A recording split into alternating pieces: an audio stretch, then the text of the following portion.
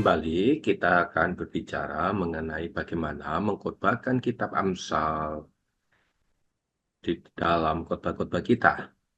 Dan hari ini kita akan sudah memasuki video kedua kita, yaitu tentang alasan mengapa kita mengkhotbahkan kitab Amsal. Mohon maaf, hari ini kita akan belajar mengenai struktur kitab Amsal dan hal-hal yang perlu kita perhatikan di dalam kita mempersiapkan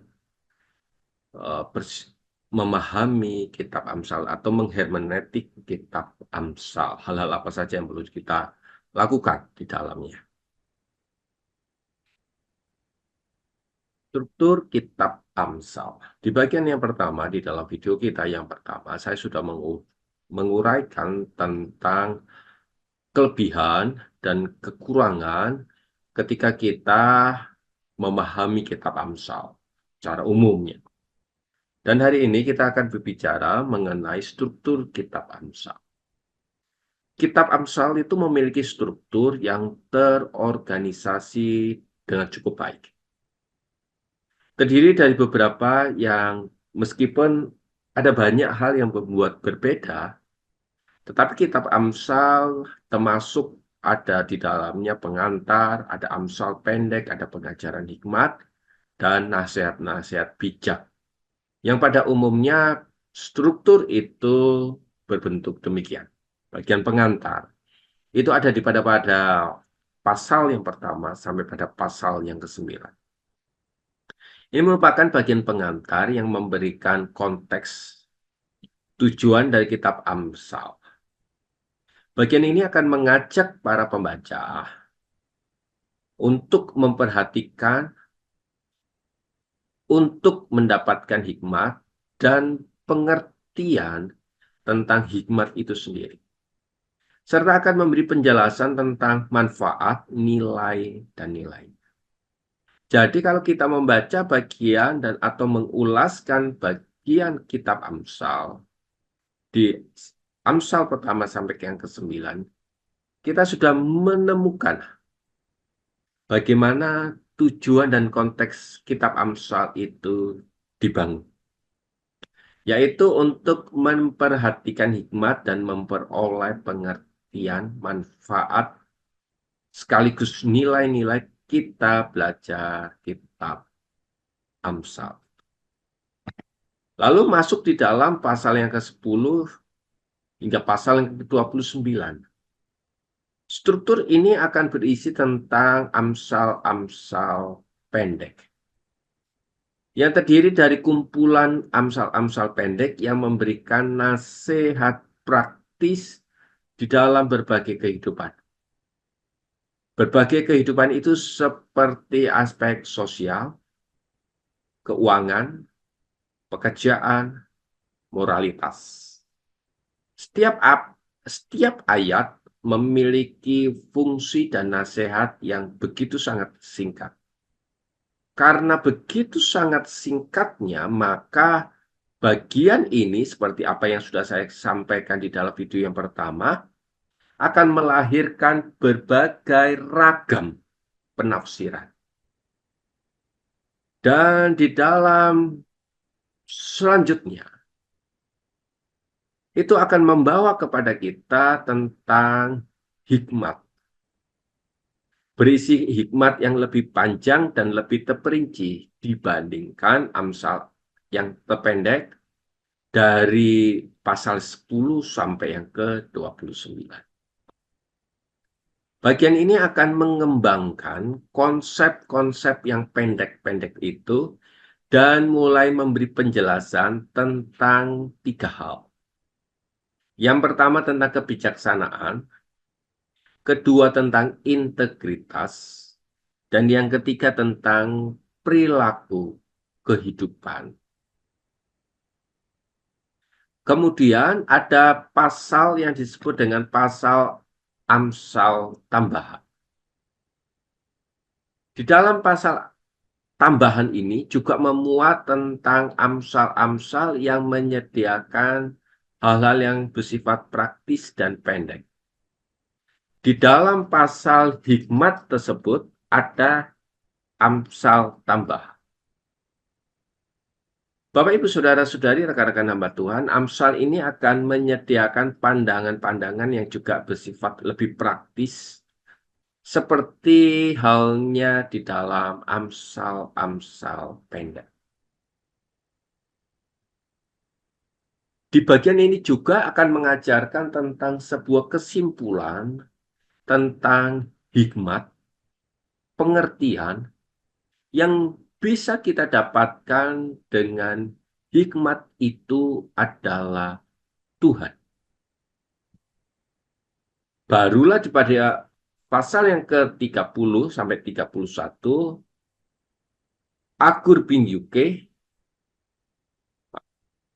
Agur bin Yake, dan Raja Lemuel memberikan contoh yang lebih praktis di dalam kehidupan seharian.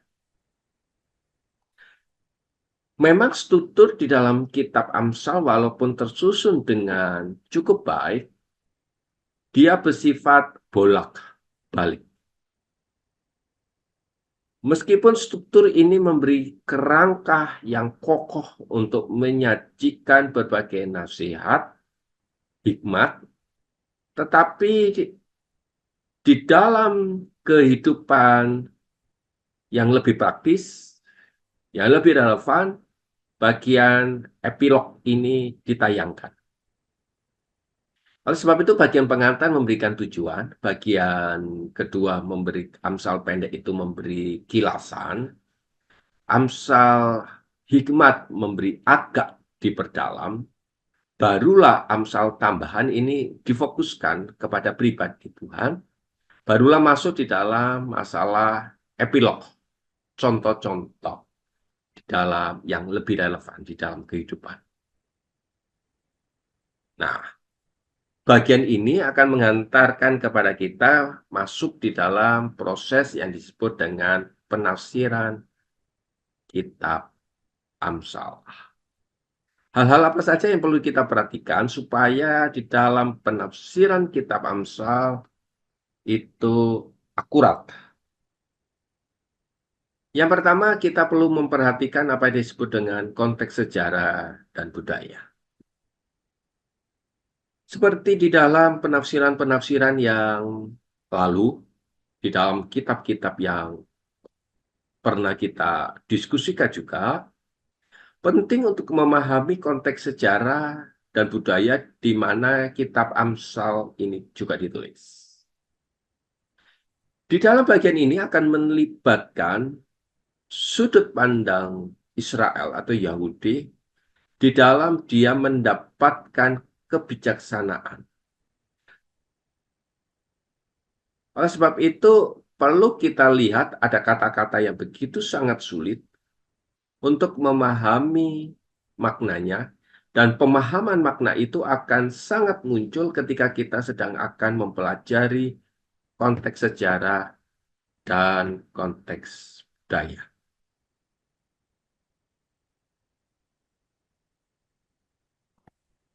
Hal yang kedua yang perlu kita perhatikan adalah gaya bahasa dan strukturnya.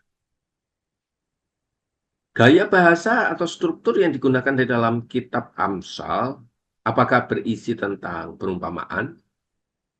Apakah dia berisi tentang alegoris? Ataukah berisi tentang hal yang bersifat praktis? Untuk memahami bagian ini, memahami gaya bahasa dan struktur, maka kita perlu menginterpretasikan makna yang dimaksud secara tepat. Ketiga, perlu kita memperhatikan juga karakteristik karya sastra Amsal ini. Karya sastra Amsal ini merupakan apakah berisi nubuatan, narasi, ataukah kitab sejarah. Bila kita bisa menentukan karakteristik secara tepat, maka kita akan bisa menafsirkan bagian itu secara bijaksana. Yang keempat, ada kata kunci atau tidak yang diungkapkannya secara berulang-ulang, yang muncul di dalam kitab Amsal, seperti tentang nasihat atau hikmat atau pengertian yang kerap kali dimunculkan di dalam penulisan Amsal. Dengan melihat kata kunci yang diungkapkan secara berulang-ulang, kita akan menemukan bagian Amsal tersebut, bisa kita lihat bahwa bagian itu merupakan pesan yang sangat penting untuk diperhatikan. Yang kelima, perlu kita lihat bahwa kitab Amsal itu begitu sangat pendek, begitu sangat singkat, maka keterikatan dengan konteks Alkitab yang lain perlu kita perhatikan. Bagian Amsal bisa dijadikan sebagai pendukung untuk ketika kita mendorong atau menemukan kaitan di dalam Alkitab yang lebih luas. Misalnya di dalam hikmat kitab Korintus, barulah kita bisa mencari kaitannya di dalam kitab Amsal. Kalau kita menemukan Amsal lalu kita larikan ke kitab Korintus, maka kita akan sangat sulit melakukan pendekatan, karena kitab Amsal tidak sedikit sekali, sulit sekali atau menemukan bagian pendukungnya. Oleh sebab itu kitab Amsal lebih dapat diandalkan, dapat dipertanggungjawabkan ketika kitab Amsal itu bersifat pendukung. Apalagi di dalam dunia khotbah, kitab Amsal bisa juga dijadikan pendukung yang perlu kita gali lebih jauh di dalam aspek-aspek kitab-kitab yang lain. Tetapi pada umumnya kitab Amsal akan sangat memiliki keterikatan yang begitu sangat hakiki bila kita melihat bagian-bagian yang lain di dalam Alkitab yang lain. Terutama di dalam penggunaan kehidupan keseharian. Salah satu tujuan kitab Amsal adalah memberikan nasihat praktis di dalam kehidupan sehari-hari. Ini penting kalau kita merenungkan dan mencoba melihat dan menerapkan di dalam konteksnya masa kini. Ya, terakhir kita perlu panduan Roh Kudus. Karena kita tahu Roh Kudus adalah sumber hikmat. Roh Kuduslah yang akan mencoba membimbing kita, menafsirkan kitab Amsal, dan mencoba menemukan kaitan-kaitannya juga di dalam kitab-kitab yang lain. Di dalam struktur bagian yang pertama, kedua, dan yang ketiga, kita perlu buku-buku yang bersifat referensi, yang bisa menolong kita sebagai seorang hamba Tuhan, sebagai seorang pengkhotbah, untuk melihat konteks sejarah, gaya bahasa, karakteristik yang ada. Sehingga kita tahu betul bahwa apa yang kita khotbahkan tersebut tepat, tidak menyeleweng, dan dapat dipertanggungjawabkan secara akademis. Dan ini perlu untuk menambah sikap rasa kepercayaan diri kita. Lalu bagian keempat, lima, dan keenam, kita mulai mengkaitkannya itu dengan kehidupan kita sehari-hari dan mencoba melihat hubungan kita dengan Tuhan di dalam proses penggalian Alkitab. Dan tentu dengan kita mengandalkan Roh Kudus, kehidupan kita, hal-hal yang sangat sulit, kita mendapatkan pengilhaman yang dapat dipertanggungjawabkan. Juga menemukan cerita-cerita, menemukan kisah-kisah di mana Roh Kudus itu bekerja di dalam Amsal, dan kita bisa menikmatinya di dalam kehidupan kita masa kini. Dengan memperhatikan bagian-bagian tersebut, kita dapat mendekati kitab Amsal dengan pemahaman yang lebih baik, dengan penggalian kitab yang lebih dalam tentunya. Bapak, Ibu, Saudara-saudari, rekan-rekan hamba Tuhan, ada banyak kendala yang kita bisa temukan di dalam proses penggalian kitab Amsal. Tetapi dengan kita melihat strukturnya, dengan kita melakukan pendekatan-pendekatan akademisi yang ada, kita mencoba melihat dan menemukannya. bagaimana kitab Amsal itu tersusun dengan begitu sangat sistematika. Di dalam video-video kita yang akan datang, saya akan mencoba melihat bagian-bagian yang lain dan terutama mengapa kita perlu mengkhotbahkan kitab Amsal dan juga bagaimana kita melihat kelebihan dari kitab Amsal secara khususnya di dalam dunia khotbah. Sehingga kita tahu betul jemaat yang kita layani dan ketika kita berkhotbah di dalam kitab Amsal, jemaat mendapatkan berkat di dalamnya. Kiranya video yang kedua ini menolong kita untuk bisa beradaptasi dan menemukan makna-makna tersendiri di dalam. Kiranya Tuhan Yesus memberkati kita di dalam pelayanan kita dan mulai mempersiapkan diri dengan kita mengkorbankan kitab Amsal. Tuhan Yesus memberkati kita semua. Amin.